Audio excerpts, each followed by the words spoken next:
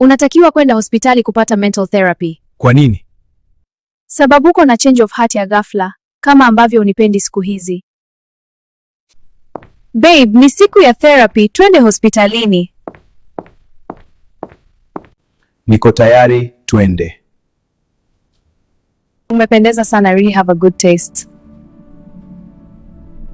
Leo lazima nimtoroke Roy. Hello, please have a seat. Thank you, doctor. How are you feeling today? Let's begin. Where should I start? From the beginning. Unasema nini? Alex hayupo hospital.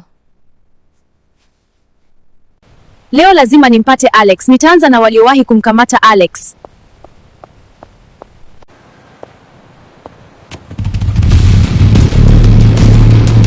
Hawa wote watajua kwa nini mimi siogopi dhambi.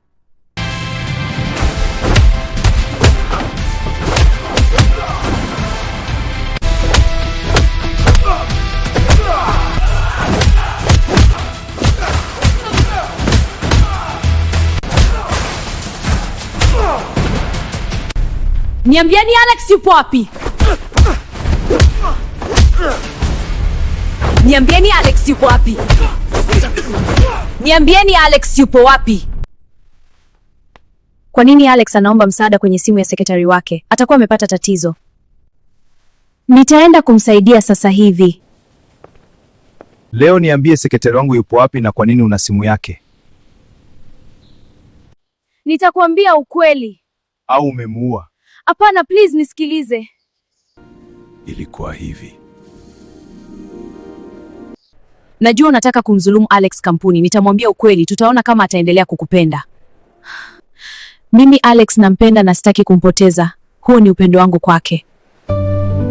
Huo sio upendo, huo ni ujezebeli. Mimi naenda kusema.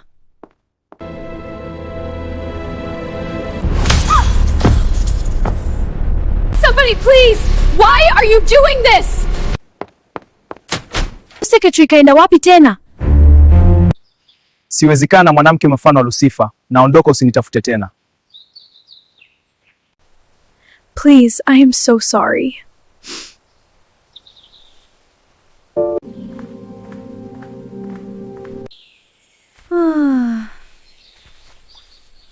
Lazima niende kwa daktari.